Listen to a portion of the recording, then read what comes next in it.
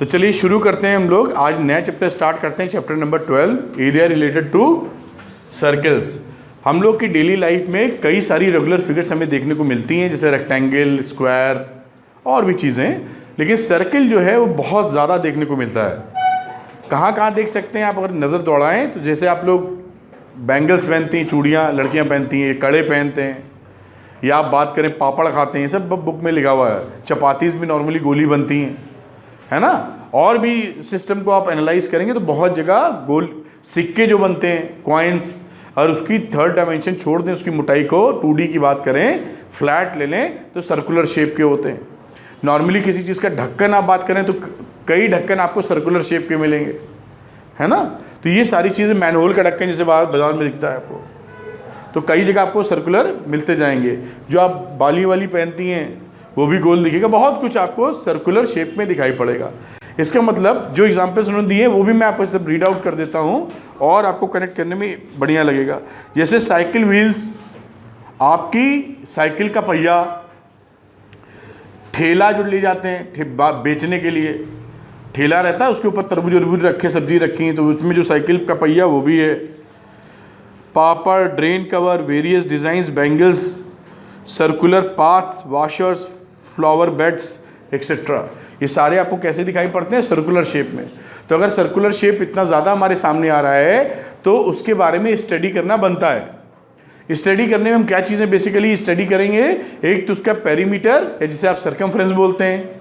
Circumference का मतलब क्या है कि गोल अगर पहिया है उस पहिए पे निशान लगा लें एक ऐसे, और पहिए को पूरा घुमा दें। सपोज करिए ये ऐसे मान लीजिए गोल है, ऐसे ये वाला हिस्सा केवल देखिए, तो अगर यहाँ पर आप निशान लगा दें, यहाँ पर जहाँ से शुरू हो रहा है, और आगे ऐसे चला के जाएं, तो जब ये निशान टच करेगा इतनी दूर तक, तो ये क्या बन जाएगा? इसका पेरीमीटर या सर्कमफ्रेंस बोल सकते हैं आप, है ना। यहाँ से शुरू किया था और पूरा घूम के जब दोबारा टच होगा तो उसका पेरीमीटर निकल आएगा।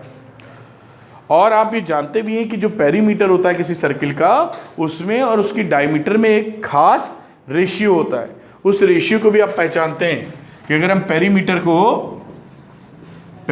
को या सर्कमफ्रेंस को अगर हम डिवाइड कर दें डायमीटर से, तो क्या वैल्यू निकल के आती है? पाई। क्योंकि सर्कमफ्रेंस हम पढ़ते हैं 2πr होता है और डायमीटर 2r होता है, तो वैल्यू पाई आ जाएगी ना। तो ये तो बाद में आई है, पहले हमने क्या देखा है एज ए सर्किल, कि किसी भी सर्किल का सर्कमफ्रेंस को जब हमने डायमीटर से डिवाइड किया तो एक फिक्स्ड नंबर आता रहा, और ये पाई बहुत काम कर रहा। इसके बाद शुरुआत में हमारे जो महान साइंटिस्ट थे, आर्यभट्ट, मैथमेटिशियन जो आर्यभट्ट थे, उन्होंने कुछ फिगर्स दी थी, एक रेशियो दिया था जिसकी वैल्यू थी 3.1416, एक नंबर दिया था अपॉन करके। इसके बाद अपने महान साइंटिस्ट थे रामानुजन साहब, उन्होंने इसकी, श्रीनिवासन रामानुजन, उन्होंने इसके मिलियंस प्लेसेस तक खोजे नंबर्स। ठीक है। ये जो पाई होता है, ये पाई हमारा एक इर्रेशनल नंबर होता है। ये क्लास 9th में पढ़ा है हमने। इर्रेशनल नंबर होता है, इस इर्रेशनल नंबर होने की वजह से ये जो नंबर है ये खत्म नहीं होता है। 3.14 डैश डैश डैश डैश, ये non repeating, non terminating decimal expansion है। नॉन रिपीटिंग तभी तो इर्रेशनल बनेगा। Non terminating and non repeating decimal expansion होता है, ध्यान रखिएगा। अब ये हमको मालूम है, इसी वजह से कभी भी रुकती नहीं इसकी ट्रेन, लेकिन प्रैक्टिकल पर्पस के लिए हम इसकी वैल्यू ले लेते हैं 22/7। असल में पाई की वैल्यू 22/7 नहीं होती। अगर इसके बराबर मान लेंगे तो ये रैशनल नंबर है, और ये रैशनल होता ही नहीं है। लेकिन प्रैक्टिकल पर्पस के लिए हम लोग 22/7 या 22/7 लेके चलते हैं। ठीक है। तो ये इसकी कुछ बातें थी, और 9th में भी कई बातें हमने सीखी थी कि अगर हम लोग एरिया निकालने की कोशिश करें तो इसका एरिया क्या पढ़ रखा है उन्होंने? πr²।